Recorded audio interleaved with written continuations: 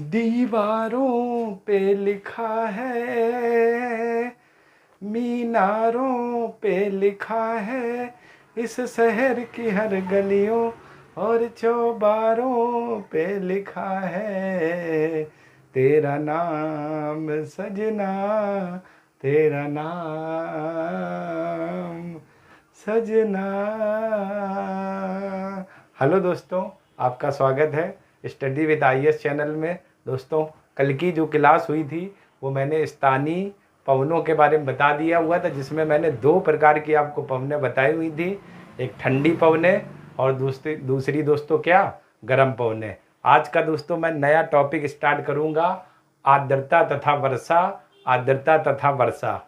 तो जिन लोगों ने दोस्तों अभी तक मेरे चैनल को सब्सक्राइब नहीं किया है तो आप लोग कर लीजिए दोस्तों, क्योंकि जो भी नोटिफिकेशन या जो भी अगला वीडियो आएगा तो आपके पास तुरंत पहुंचेगा और आपको दोस्तों आने वाले एग्जाम में फ़ायदा मिलेगा। ठीक है दोस्तों, तो चलिए दोस्तों, आप लोग चैनल को ज़्यादा से ज़्यादा सब्सक्राइब करें और लाइक करें दोस्तों, शेयर भी किया करें दोस्तों, क्योंकि अगर शेयर नहीं करेंगे तो हम दोस्तों आप तक पहुंच नहीं पाएंगे, ज़्यादा से ज़्यादा लोग जुड़ नहीं पाएंगे।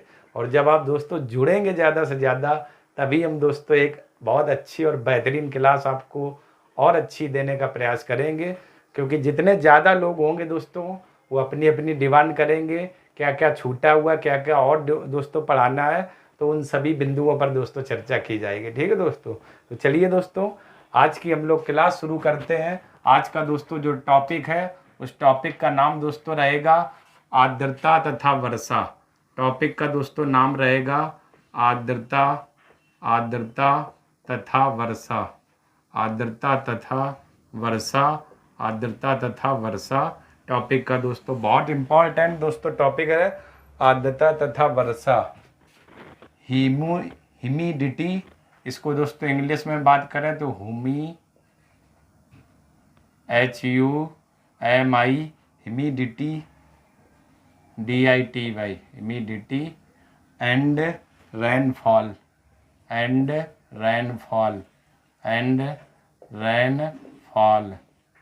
FALL। ठीक है दोस्तों, ये आपका चैप्टर है आर्द्रता तथा वर्षा, यानी ह्यूमिडिटी एंड रेनफॉल।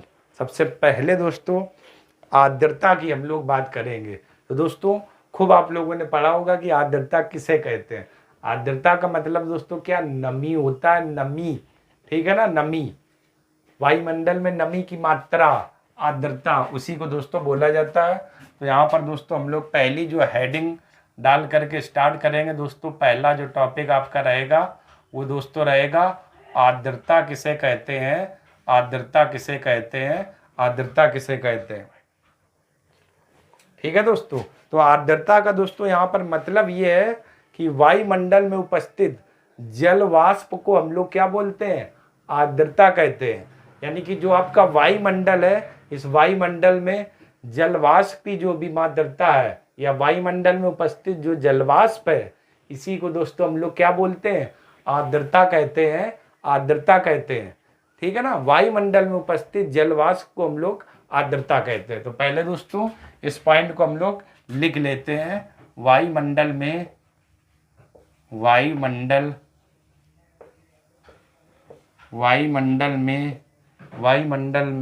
उपस्थित जल वाष्प को, वायुमंडल में उपस्थित जल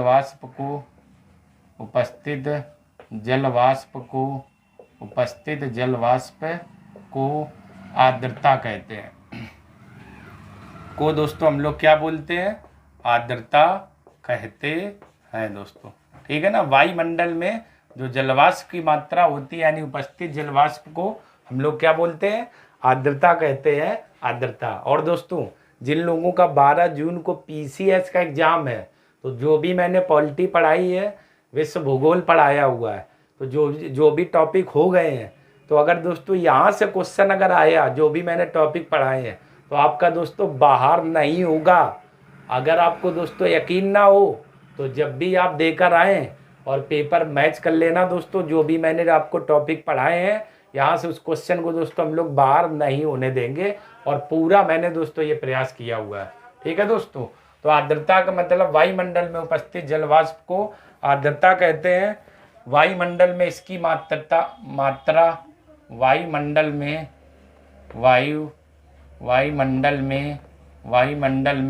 इसकी मात्रा वायुमंडल में इसकी मात्रा 0 से 4% तक पाई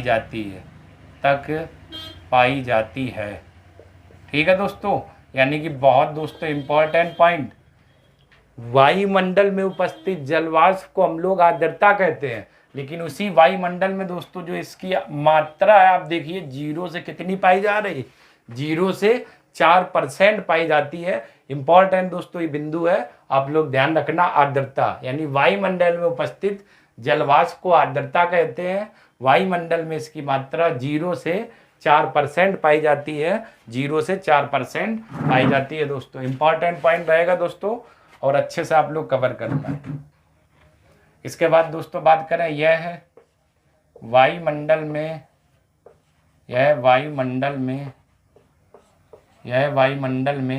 तीन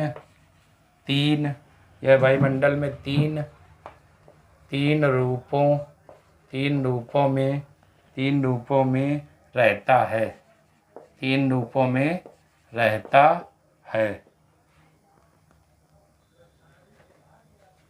तीन रूपों में रहता है दोस्तों। कौन कौन सी तीन रूप कौन कौन सी हैं, जरा इन पर दोस्तों हम लोग बात कर लेते हैं। एक आपकी दोस्तों है गैसीय अवस्था।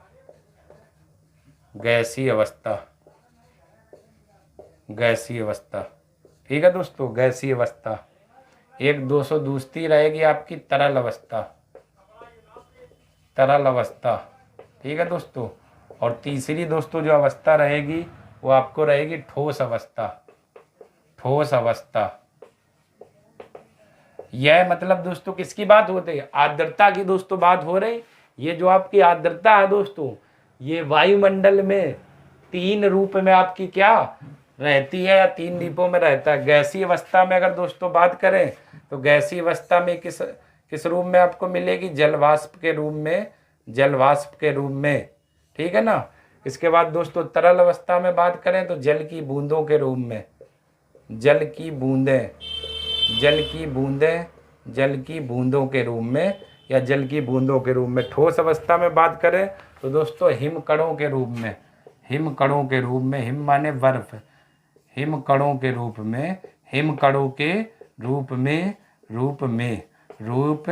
में। ठीक है दोस्तों, ये आपके हो गए। ठीक, तो अगर आपसे दोस्तों कोई कहे कि आर्द्रता किसे कहते हैं, तो वायुमंडल में उपस्थित जलवाष्प की मात्रा को हम लोग आर्द्रता कहते हैं। वायुमंडल में इसका मान 0 से 4% होता है, और दोस्तों ये 3 रूपों में हमें प्राप्त होती है। कौन कौन सी, एक गैसीय अवस्था जलवाष्प के रूप में, तरल अवस्था जल की बूंदों के रूप में, और ठोस अवस्था दोस्तों हिमकणों के रूप में। क्लियर हो गया ना दोस्तों, आर्द्रता किसे कहते हैं। तो चलिए दोस्तों, आप लोग इतने का स्क्रीनशॉट ले लीजिए।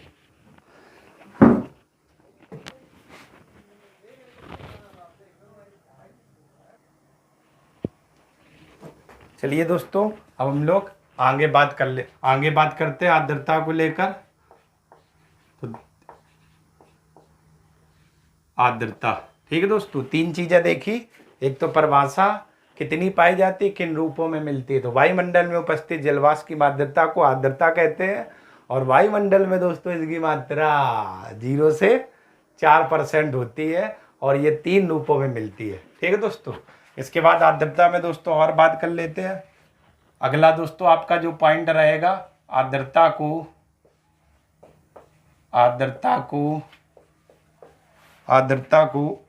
ग्राम प्रति घन मीटर। ठीक है दोस्तों, इसको अंडरलाइन करना दोस्तों, बहुत मोस्ट इंपॉर्टेंट है ये दोस्तों। आर्द्रता को ग्राम प्रति घन मीटर में मापा जाता है दोस्तों। ठीक है ना, इंपॉर्टेंट करके रखना, मापा जाता है। ठीक है दोस्तों, ये आपका लिए मोस्ट इंपॉर्टेंट रहेगा। जो आपकी आर्द्रता है दोस्तों, इसे किस में मापते हैं, ग्राम प्रति घन मीटर में, ग्राम प्रति घन मीटर में।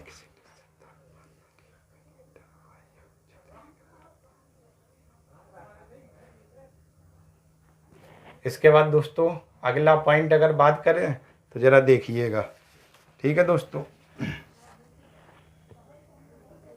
किसी निश्चित तापमान पर, पॉइंट जरा दोस्तों समझना, किसी निश्चित, अभी दोस्तों मैं लिखवा कर फिर आपको समझाता हूँ। किसी निश्चित तापमान पर, किसी निश्चित तापमान पर 1 घन मीटर वायु, 1 घन मीटर वायु, मतलब तापमान निश्चित हो, किसी निश्चित तापमान पर 1 घन मीटर वायु जितने ग्राम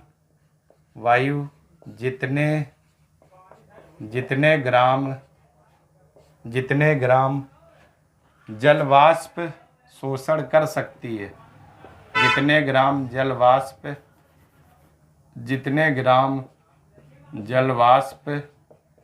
शोषण कर सकती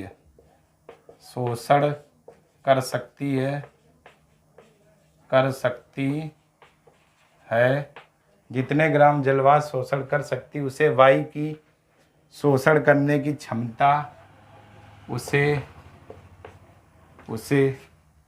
वायु की शोषण करने की क्षमता,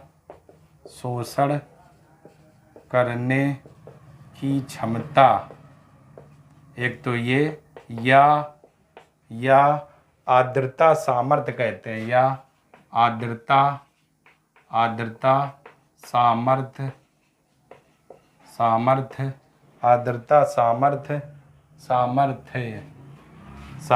कहते हैं। सॉरी दोस्तों, कहते हैं। अब आप दोस्तों समझिए, देखना दोस्तों, देखो पहले तो आप इस लाइन को समझिए वो कहना क्या चाह रहा।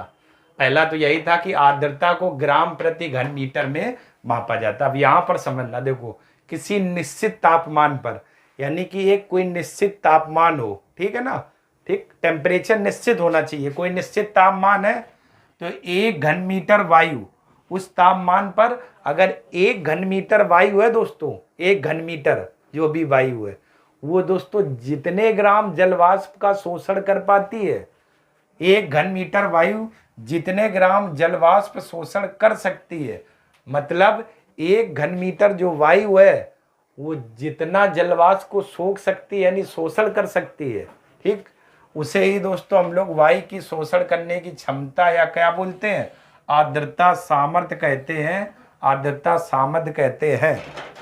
1 घन मीटर वायु जितने ग्राम जलवाष्प का शोषण कर सकती है, ठीक है दोस्तों, 1 घन मीटर वायु जितने ग्राम, उसे हम लोग क्या बोलते हैं, वायु के शोषण करने की क्षमता कहते हैं, वायु के शोषण करने की क्षमता। मतलब 1 घन मीटर वायु है, अगर मान लेते हैं उस 1 घन मीटर वायु में 1 ग्राम सोखने की क्षमता है, तो उसे क्या कहेंगे, वायु के शोषण करने की क्षमता या आर्द्रता सामर्थ्य। या मान लेते हैं उसे 2 ग्राम शोषण करने की क्षमता है, तो उसे वायु के शोषण करने की क्षमता है क्या, आर्द्रता कहते हैं। या मान लेते हैं मैं 1 घन मीटर का हूँ, ठीक है दोस्तों, और 1 घन मीटर में मैं जितना वायु को सोख ले या जलवाष्प को सोख सकता हूँ या शोषण कर सकता हूँ, तो उसी को दोस्तों हम लोग क्या बोलते हैं, आर्द्रता सामर्थ्य या वायु की शोषण करने की क्षमता या आर्द्रता सामर्थ्य कहते हैं, ठीक है दोस्तों।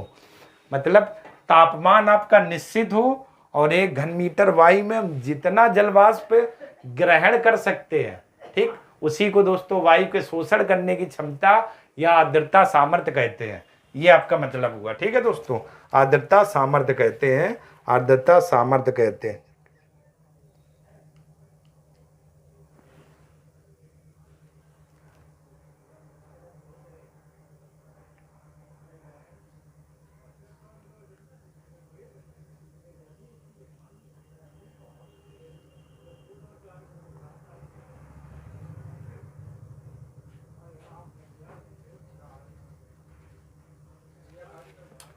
तो ये दोस्तों आपका हो गया ना। इसके बाद दोस्तों हम लोग बात करते हैं संतृप्त वायु किसे, संतृप्त वायु क्या होती है, इस पर बात कर लेते हैं संतृप्त वायु। संतृप्त वायु, ठीक है दोस्तों।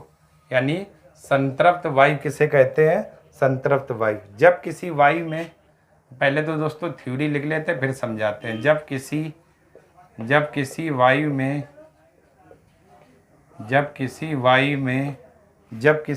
में आर्द्रता सामर्थ्य के बराबर, जब किसी वायु में आर्द्रता सामर्थ्य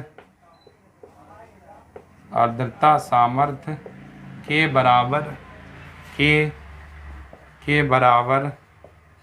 जब किसी वायु में आर्द्रता सामर्थ्य के बराबर जलवाष्प आ जाए,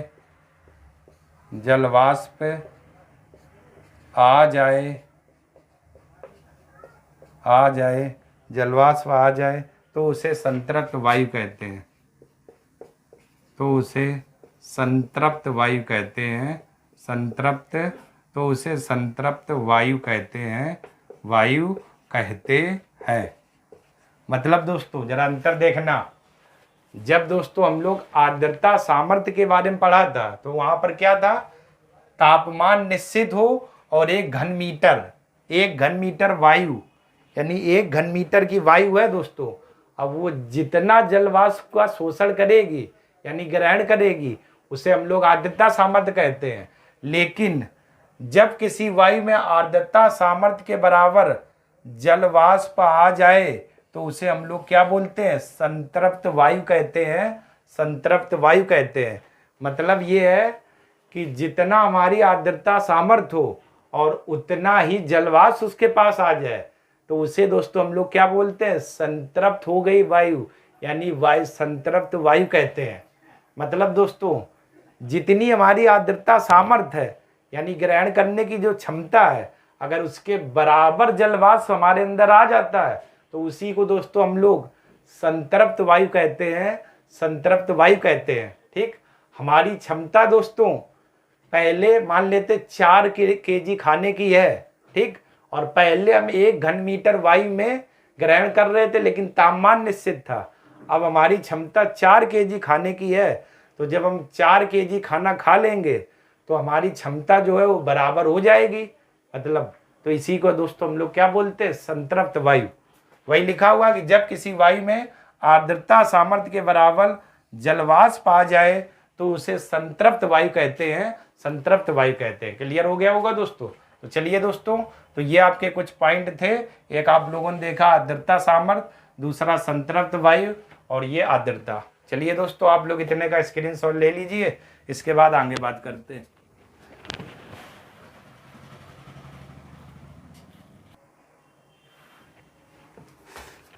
चलिए दोस्तों, अब हम लोग बात कर लेते हैं ओसांग बिंदु। ठीक है दोस्तों, ओसांग बिंदु क्या होता है?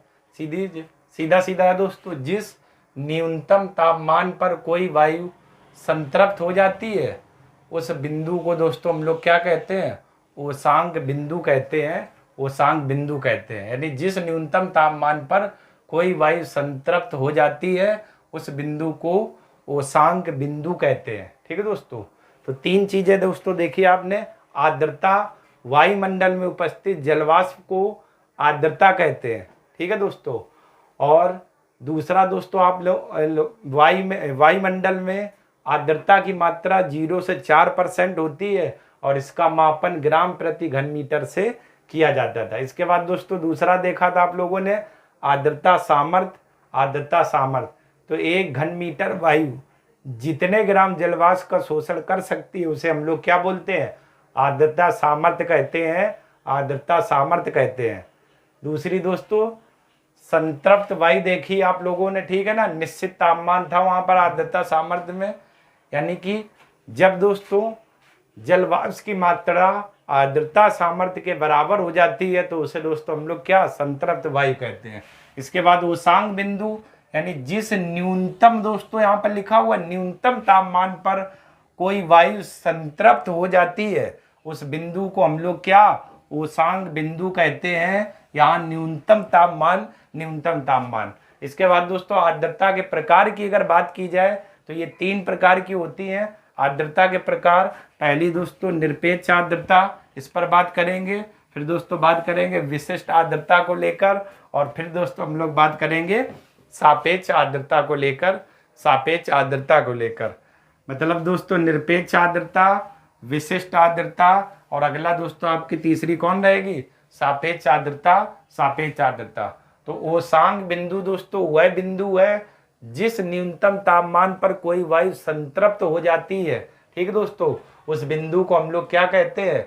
ओसांग बिंदु कहते हैं। ओसांग बिंदु कहते हैं। आर्द्रता के प्रकार की बात करें तो दोस्तों 3 प्रकार होते हैं: निरपेक्ष आर्द्रता, विशिष्ट आर्द्रता और सापेक्ष आर्द्रता। ठीक है दोस्तों, तो जिन लोगों का दोस्तों 12 तारीख को पीसीएस का पेपर है, 12 जून को, तो मैं उनसे अनुरोध करना चाहूँगा एक बार आप लोग अच्छे से रिवाइज कर लेना दोस्तों।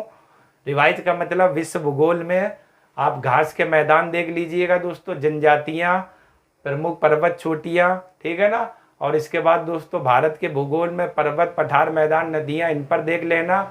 मॉडर्न हिस्ट्री दोस्तों अच्छे से देख लेना, 10 सवाल मिलेंगे। पर्यावरण और पॉलिटी में दोस्तों कार्यपालिका तक आप लोग देख लीजिए। ठीक, सारे क्वेश्चन मिल जाएंगे और मैंने पॉलिटी दोस्तों बहुत अच्छे से पूर्ण कर दी हुई है। इसके बाद विश्व भूगोल चल रहा है, इसमें थोड़ा दोस्तों टाइम लगेगा क्योंकि 7 महाद्वीप अभी आएंगे, उनको मैं डिटेल से फिगर बना बना के हर एक पॉइंट दोस्तों बहुत अच्छे से मैं समझाऊंगा, इस कारण से। तो चलिए दोस्तों आज की क्लास यहीं तक रखते हैं। पहले दोस्तों आप लोग इतने का स्क्रीनशॉट ले लीजिए, इसके बाद कल दोस्तों हम लोग आर्द्रता के प्रकार के बारे में बात करेंगे। चलिए दोस्तों आप लोगों ने स्क्रीनशॉट ले लिया होगा, तो दोस्तों आज की क्लास यहीं तक रखते हैं। अगर दोस्तों मेरा वीडियो आपको पसंद आ रहा है तो आप लोग लाइक करें, सब्सक्राइब करें और ज़्यादा से ज़्यादा दोस्तों शेयर करिए।